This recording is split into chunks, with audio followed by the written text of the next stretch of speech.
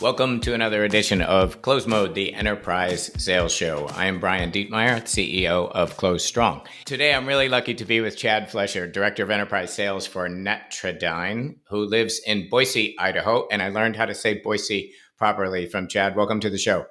Thanks so much, Brian. I appreciate it. I appreciate you guys having me today. Yeah, and yes, it is Boise for all of you out there. It is not Boise. So chances are you probably will never come to Boise. So you will not be corrected. But if you do say Boise to a native here, you may be corrected on Yeah, that. that's cool. So, yes. I have always said Boise, and I will never say it again. So you and I were chatting a week or so ago about selling modern enterprise selling, and it's funny. I was thinking that way back in the day, selling classes used to be what I call charm school, right? That was kind of it, and then it kind of morphed into selling process, like a one size fits all methodology for moving things through the stages. But it's funny because as you and I were just talking about that general evolution, you talked a little bit about relationships, and that's where we went off. And so I want to talk to you about that today. When people speak of developing relationships in sales in a traditional sense, what do you think they mean? I think so. Since I deal in the enterprise space, I deal with a lot more seasoned reps. So we may see people that have been around for a while and whatnot and have developed relationships over time. Ultimately, what I believe people think of when they think of relationship selling is I'm friends with someone. Yes. We have a good rapport. We maybe play golf together every once in a while, or we can go to happy hour and we have a good conversation and we know each other, the names of our kids and things along those lines. And so I think a lot of times when people think of relationships, they don't really differentiate the relationship from a business standpoint versus the relationship from a personal standpoint. So I find there's a kind of a blurry line with people that have been doing this for a long time between articulating some a friend they may still have from college that they go and play golf with on the weekend and the person that might be their main point of contact at one of their clients that they've done business with for a significant amount of time. Yeah, and what role do you think that plays in modern selling? I think this is where you and I really took off on this topic. It's like, yeah, that's from whence we came for a lot of us, but how's that playing out today? So I think that there's always been, and you still hear it to this day, and I do believe that there is some validity to this, that people will buy from people that they like. And I think a lot of times salespeople will run with that and be like, hey, if the customer likes me, then they're going to buy from me. And ultimately, I guess if it turns into your products are exactly the same and I'm in a commodity sale and you're friendly and easy to work with and your competitor is difficult to work with, then chances are I'm probably going to lean towards you. But at the end of the day, in today's world, I just find that people, yes, they buy from people they like, but they buy from people that bring value to their day to day life. And so the way I've seen relationships work actually over time, as the way I kind of train, mentor, coach, and then even in my own world, is that your relationship with a client is really only as strong as the value that you can provide. And the definition of that value can vary. It can be in the value that your product in and of itself brings. It can be the value that you bring with regards to your knowledge within the industry to where you're able to bring tidbits of information to them that maybe they don't see because you are in it and you deal with so many various different types of clients. But at the end of the day, I am a firm believer that nobody is going to make a $200,000, a $40,000, or a $2 million purchase based on the person that they like the most and they can sit down and drink a beer with. That ultimately, at the end of the day, what you're selling has to have value. And the relationship that will cement you to your client is the value that you can provide to that client Yeah. in the ways that I just kind of Yeah, described. it's interesting because I don't think anybody listening is going to sort of argue with what we're talking about here. However, one of my relatives is listening to this who is a really good tech sales guy. He says to me all the time, about drinking scotch and golfing, and who's doing that, and there's still a lot of that going on, and there's still a lot of people that believe that that's the thing, and he's very successful They believe that's the thing that's making them successful. So I think there still is kind of a lag for some of the people who have been doing this for quite a while. But what do you think has changed in the buyer's world that has shifted this from sort of the human relationship to the business relationship in terms of driving their decisions? Why is kind of only personal relationship becoming a little outmoded as the lead? It's interesting because I think it's just the amount of information that's at a buyer's fingertips now. You know, and it's not new. I mean, ever since the internet came around, I mean, now all of a sudden I can do a Google search if I'm responsible for finding a new piece of software for potentially security within my network. I can type network security product into my search bar and come up with a million of them. And I can Yes. do a ton of research before I ever have to deal with a salesperson.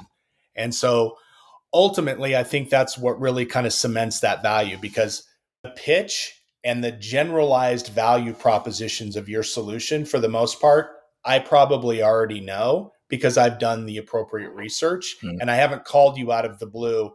Rarely does a customer sit down and be like, all right, I need a list of phone numbers of people who sell this. And then they pick up the phone and they just start calling and getting pitches from salespeople Yeah.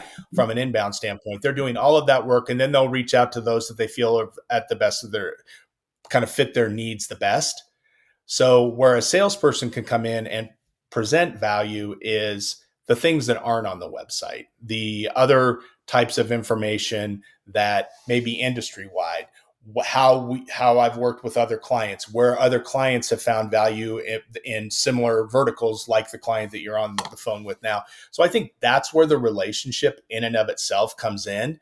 And it's different because and again, I'm more on the B2B side. So this, drinking scotch and having cigars and playing golf and things along those lines, maybe that keeps my car insurance with you over time Yes. and you build a book of Yeah. business. Or maybe that means when I go buy a car, the next time maybe I'll buy it from you. But again, the buying experience in and of itself is what's going to bring me back to those types of things repeatedly because I mean, Brian, no slight, but I don't really care how much we like each other. If you're selling me my car insurance and you come to me and tell me that there's going to be a 40% increase in my premium, loyalty only goes so far. Right. So Yeah. ultimately, at the end of the day, I'm probably going to end up looking for something different. So I guess at the end of the day, to answer your question, the biggest thing that's changed between now, the past and now it's just information. I mean, it depends on what you look, 67%, 73% of the Right. information is already gathered by the buyer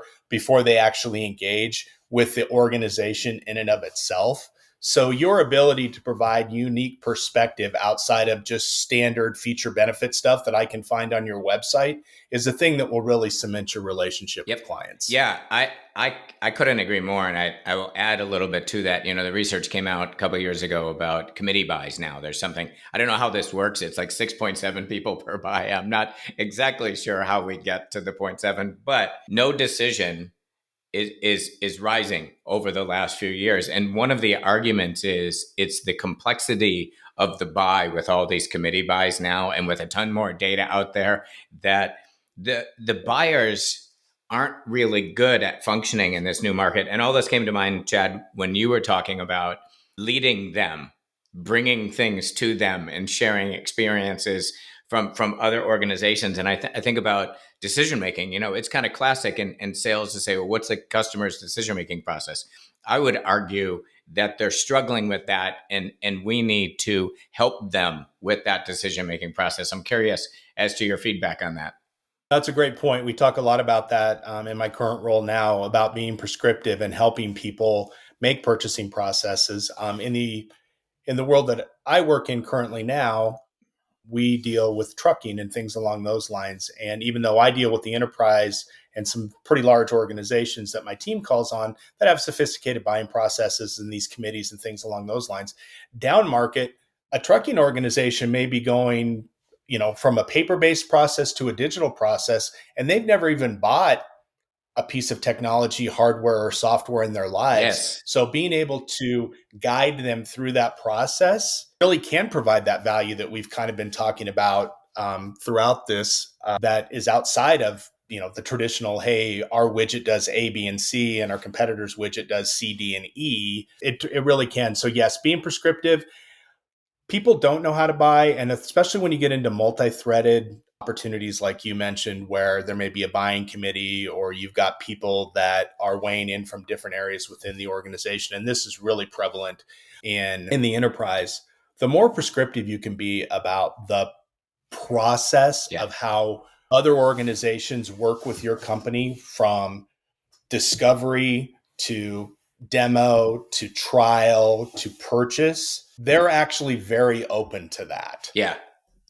because each organization has its own kind of purchasing journey, buying process journey, and the more prescriptive you can be, it just reduces the amount of confusion, and it can really speed the process considerably. Yeah, and I think that, like, as we're talking through this, like, that's the thing, is being prescriptive, and I love the use of that word. I think it was CSO Insights that came out with a study recently that said that sellers are ninth out of 10 places buyers go for information, and that is when, because people aren't being prescriptive enough.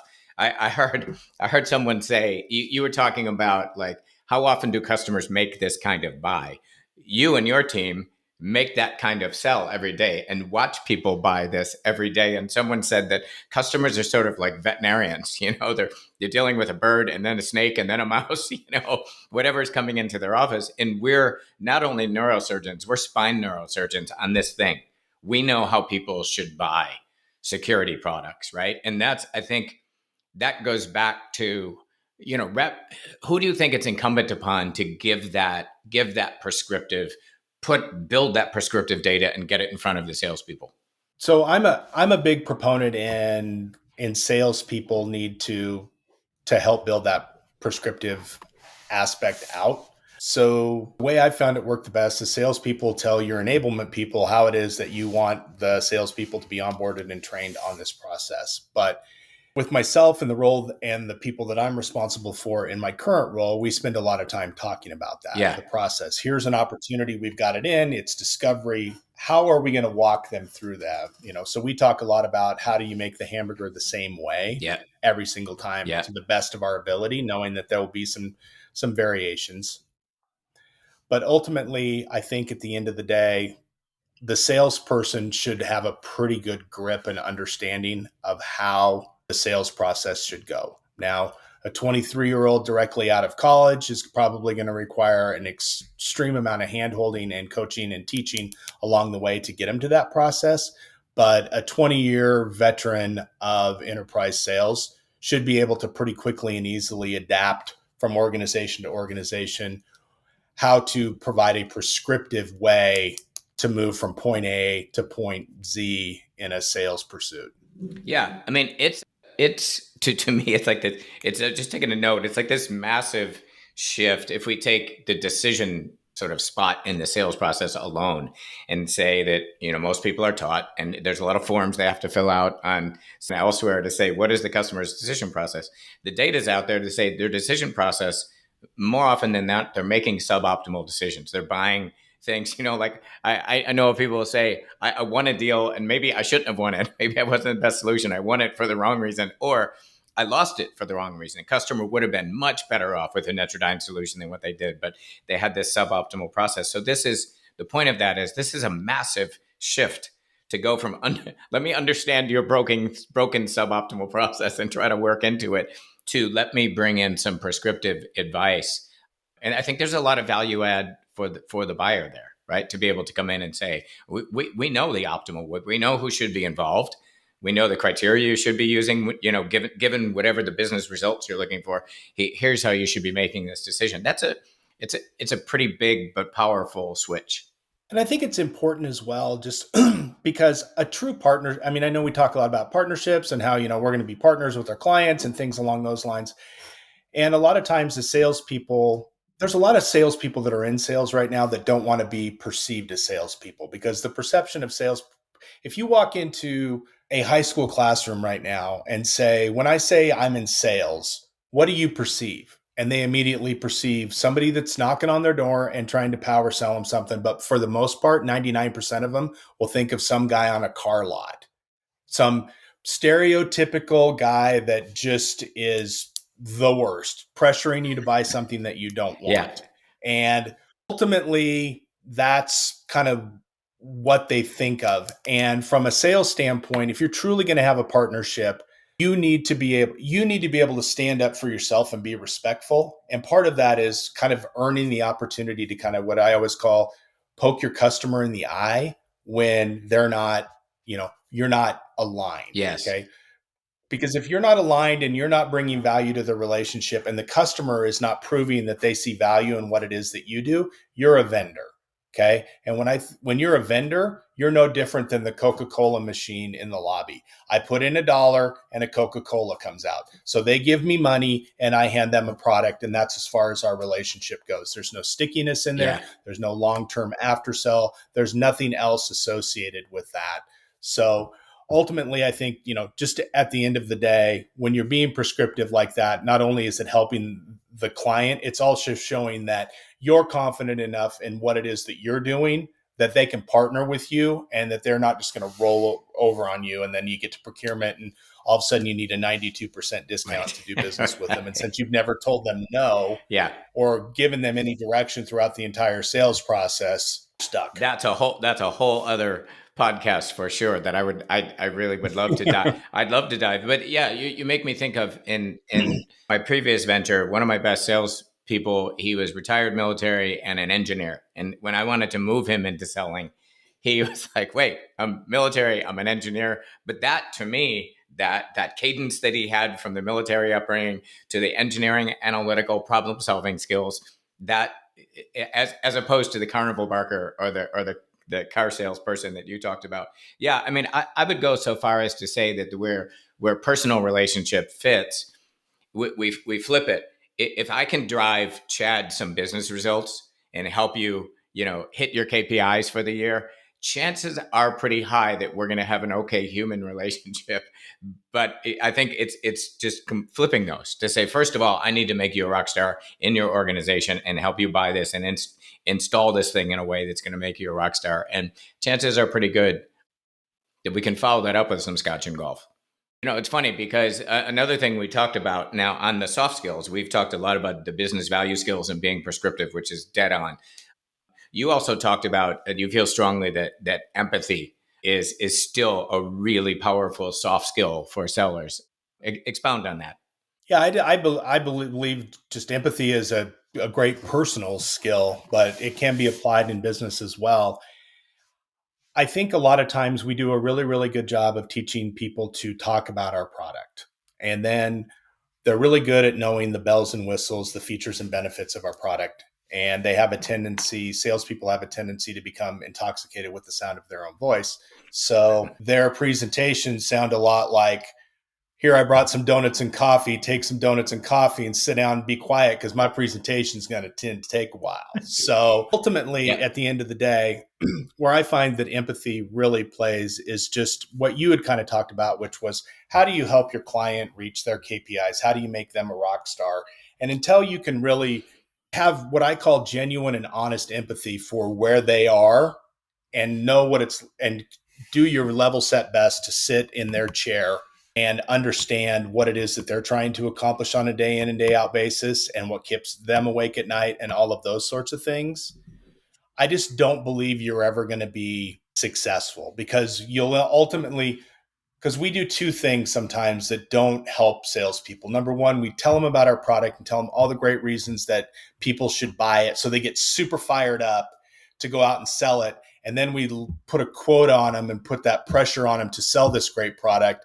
And so a lot of times when you put those two things together, you just end up with somebody that's just a bull in a china shop, just working to just tell them all about the product in the hopes that they just become so overwhelmed and excited about the product like you are Yeah. that they buy it without really truly sitting in their chair Yeah. and trying to map value to what they're trying to accomplish with what it is that you're offering. So we do a lot of value mapping in pre-calls Excellent. at Netradyne right now so that we understand what are the overall objectives of the organization, that we're trying to sell to map with what it is that we provide. Perfect. It reminds me of a blog I wrote a while back to say it used to be discovery used to be, hey, what's keeping you awake at night? And I think in 2024, this is what should be keeping you awake at night. That's the prescriptive nature. So I want to end on something else we talked about, because we wandered into in our previous conversation about sales technology and the role that's playing in relationships. And you made a comment to me that I want you to share with our viewers, because I found it pretty powerful. Yeah, and if you don't recall, I can bring it up for you again. But yeah, I mean, I do have opinions about some of the technology. I believe that there's a lot of technology out there that allows us to automate a lot of pieces of the sales process. And we all know what those look like. yep, They're automated email cadences, they're automated outreaches through InMail on LinkedIn and other tools along those lines. And early on, 20 years ago, when the advent of, kind of cloud-based CRMs and the ability to send out these emails in mass, I do believe there was some value associated with it. But it just appears at this point that we've gotten to the point to where we've kind of taken away what the salesperson's responsibility is and kind of turned it into this generic outbound. Like, you show up to see your manager and you're like, well, what were your outbound activities? And you're like, well, I put 25 accounts with 5 contacts each into a email cadence in whatever tool we currently use. And that somehow that's what you've done. So one of the things that we've done currently at Netradyne is that and then typically those cadences are just some generic marketing something or yes, other. We all get them each and every day. yep, Somebody figures out your naming convention at your organization, and then I just get hammered with emails for outreach services or better ways to do marketing or better ways to qualify opportunities and things along those lines. And they're just noise. I don't even look at them. In fact, my daughter was a nanny in college, and the family that she worked for, he was the CIO of the largest hospital here in Boise, 450, 500 bed facility. So decent sized facility, but certainly not the Mayo Clinic by any stretch of the imagination. And he asked one day my daughter what her dad did for a living. And she told him that he was in software sales. And he mentioned to her that in a given day, he will get anywhere between 250 and 300 unsolicited emails a day from vendors requesting his time. He said if they're lucky, he will respond to one of those emails a month. And he goes, and the timing has to be perfect. yes, So that's what we're battling yep, when we're out there, quote, putting things in cadence yep, and going out there and trying to do that. So the way that back to my original point, which is kind of how we've worked to combat that, is now we do a lot of, and it's easier in the enterprise space because the number of accounts is much smaller. So we don't have to scale to some of the level of mid-market and SMB or, B2C type folks might do. So this may fall as a moot point to those types of folks. But in the enterprise space, we spend a lot of time researching the company, reviewing 10K, CEO letters to shareholders, Google alerts, a lot of that sort of stuff, so that when we identify an account, not only are we identifying the account because it feels like it's a good fit for our solution, but we do a lot of 3x3 research, which I'm sure people have heard out there, which is, a business, personal, and a company thing, and then 3 bullet points for each of those. And then we craft our messages with regards to that. So even though we may still be using those same automation tools, we are not spitting out generic content, because that stuff right now, in my humble opinion, does not pierce the veil. Because one of the things that we started talking about was relationships. yes, And I am a firm believer that in 2024, the hardest and most difficult part of sales is access. yeah, So the way that you can leverage your relationships to just get access into an account and rise above the noise of cadences and generic emails and outbound SDRs who call you and go, hey, this is Chad, and I know you weren't expecting my cold call, yeah, but if you can give me 30 seconds, which seems to be the way people want to do it now. So that will go away and something new will replace it in 6 months from an SDR standpoint. But traditional, these cadences and automating and AI and chat GPT and all of this other stuff is amazing and it makes our life easier. But at times I believe that it really dilutes the message, Yeah. because no matter, I don't care what you're selling, sales is a contact sport. And the only way, you need to be having conversations, you need to be, face to face to the best you can, or in a Zoom, whatever. You need to be having real world conversations, tone, all of that sort of stuff gets lost in digital communication. And I don't know anybody that's making, I know very few people that are willing to make a purchase decision, especially with an emerging technology that doesn't have some sort of face to face relationship with that Yeah. client. So, yeah, we've over automated a lot of this stuff and Yeah. we made it very, very easy for salespeople to say they're doing things when in reality they may or may not Yeah, be. I think it's a cautionary tale. You're right. It plays a role, and it can work. But what you said to me is, I can tell a sequencing email the moment it lands in my inbox, and that's frightening. That's yeah. So it's we don't want to over rely on that. So I really appreciate this, and I do think in the main this shift from human only, mostly relying on the human relationship, to beginning to be more prescriptive in the business relationship is, again, I don't think many are going to argue with it, but there is the reality that I know a lot of folks doing the job who haven't made that transition, and people who support them who are not providing them with the prescriptive data to move them into that role. So I think this is an important discussion, and I really appreciate you taking the time to do this. Yeah, no, absolutely. It was my pleasure. Thanks, Brian. I really appreciate the time. Thanks. And maybe next time we'll talk about procurement. I'm dying to go there. So Sounds good. thanks, Chad.